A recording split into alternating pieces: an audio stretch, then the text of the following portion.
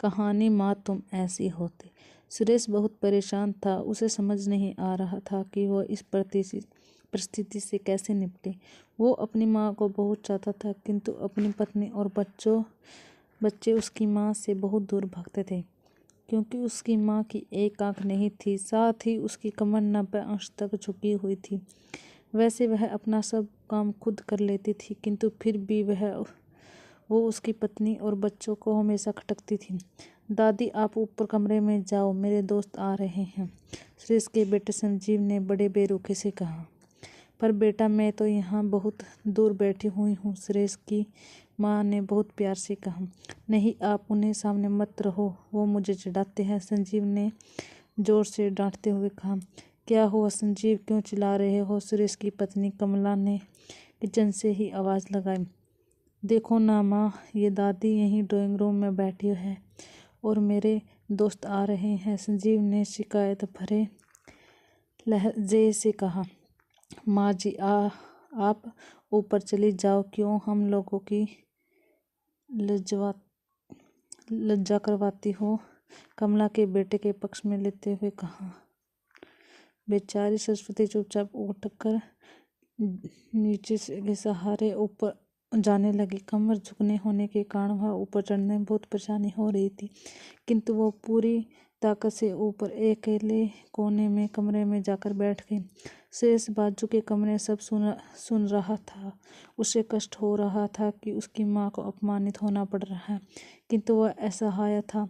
अगर वह कुछ कहता तो अपनी पत्नी भी सही कनक लगती, क्योंकि वो उनके प्रशंसित अधिकारी था।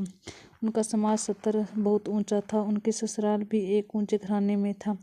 अतः पूर्ण चुपचाप इस तरह हर दिन वह अपनी माँ के अपमानित होते हुए देखता।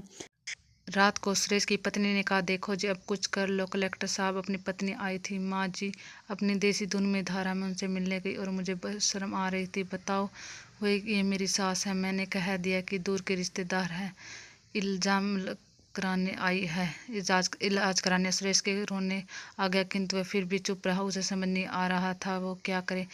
अपने बेटे की मन स्थिति को सरस्वती अच्छी तरह जानती थी और बेटे को कोई कष्ट न हो, इसलिए वो हर चुपचाप सह लेती थी। सुरेश बहुत उदास रहने लगा। एक तरफ परिवार और सामाजिक स्तर पर जीने पे प्रतिबंध थी, दूसरी ओर आखिर माँ से अपने बेटे की यह हालत देखी नहीं गई। एक दिन अब उसने अपने बेटे से कहा, सुरेश, बहुत दिन हो गए, मैं अपने गांव जाना चाहती हूँ, मुझे वहाँ पहुँचा दो, मेरा यहाँ मन नहीं लग रहा। किंतु माँ, वहाँ तो कोई नहीं है, तुम्हारी देखभाल कौन करेगा? सुरेश ने आश्चर्य से पूछा। अरे, सब लोग गांव वाले हैं, तो मेरी पूरी तुम्हारे मामा जी गांव में रहते हैं और फिर हम सारी व्यवस्था कर आएंगे। कमला की तो जैसे मन की मुराद मिल गई हो। हाँ बेटा, बहुत सही कह रही है, सरस्वती ने लंबी सांस लेते हुए कहा।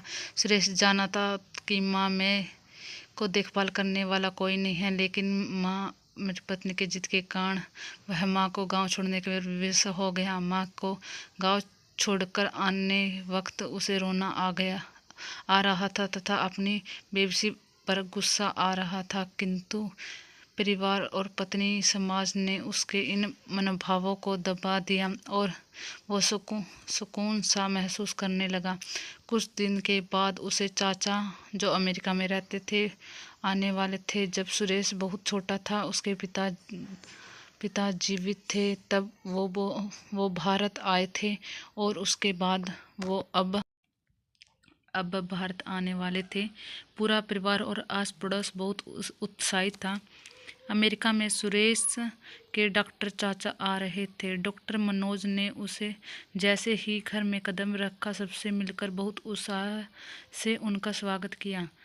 क्यों सुरेश, भाभी नहीं दिख रही, कहाँ हैं? डॉक्टर मनोज ने उत्साहपूर्ण पूछा। जी, वो गांव में रहती हैं, यहाँ उनका मन नहीं लगता, कमला ने सपाट लहजे में उत्तर दिया। डॉक्टर मनोज ने सुरेश की ओर देखा तो सुरेश ने अपनी आंखें झुका ली। डॉक्टर मनोज सब समझ गए। बोले, कल हम भाभी से मिलने गांव चलेंगे सब लोग। दूसरे दिन सभी लोग गांव के घर में पहुंचे। देखा कि सरस्वती को बहुत तेज बुखार है और वो पलंग पर असहाय पीड़ा में है। डॉक्टर मनोज दौड़कर सरस्वती के पास गए और उनके पैर छूकर रोने लगे। सरस्वती की ये हालत उनकी कल्पना से परे थी। वाह बेटा सुरेश, तूने तो नाम उजागर कर दिया अपनी माँ के ये हालत दिखाकर। तुझे तो शर्म भी नहीं आ रही होगी। डॉक्टर मनोज ने सुरेश को लगभग डांटते हुए कहा। नहीं देवर जी, सुरेश का कोई दोष नहीं है, मैं खुद गांव में आई थी। सरस्वती ने अपने बेटे का बचाव में कहा। मुझे सब पता चल गया है भाभी, आप चुप रहो। क्यों बहू, तुम्हें अपनी सास की क्रूरता पसंद है? समाज तुम्हें नीचे देखना पड़ता है ना? डॉक्टर मनोज ने कमला की ओर व्यंग्य से देखा। कमला निरंतर होकर सुरेश को देखने लगी। आज तुम जिस समाज में स्तर पर हो वो इन्हीं के संघर्षों की देन है। और बेटा सुरेश, तुम्हें शायद मालूम नहीं न हो कि बचपन में जब तुम 1 साल के थे तब तुम छत से नीचे गिर गए के कारण तुम्हारी आंख फूट गई थी और तुम्हारी रीढ़ की हड्डी के में भी समस्या थी। तब तुम्हारी इस करूप माँ ने अपनी एक आंख और अपना ब्राउन मैरो तुम्हें देकर इतना सुंदर स्वरूप दिया था। कमला बेटा, इतने सालों तक संघर्ष करके बेटे को प्रशासनिक अधिकारी बनाने वाली इस संघर्षशील औरत को तुम लोगों ने यह दशा कर दी, तुम्हें ईश्वर कभी माफ़ नहीं करेगा। डॉक्टर मनोज की आंखों में अश्रु जलधारा बह रही थी।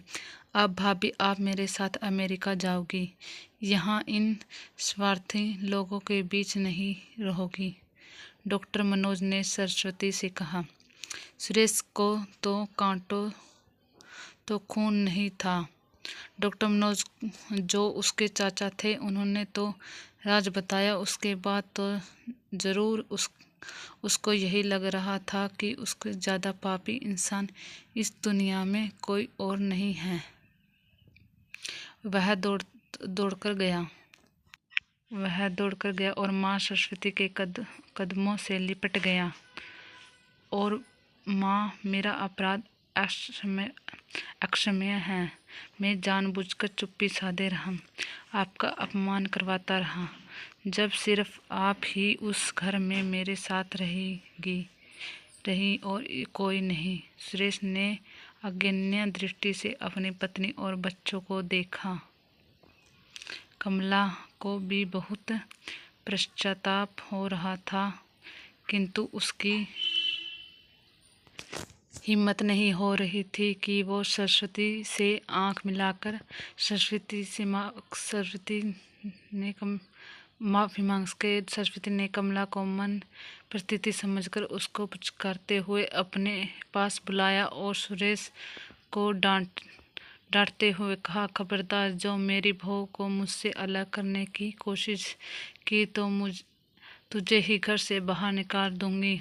कमला और बच्चों ने सरस्वती के पैरों में पड़ते हुए अपने व्यवहार की माफ़ी मांगी और माँ के हत्या ने सबको माफ़ कर दिया। Like, share and subscribe. कहानी अच्छी लगी तो जो मुझे सपोर्ट करना और छोटी मोटी गलती के लिए माफ़ करना। Thank you.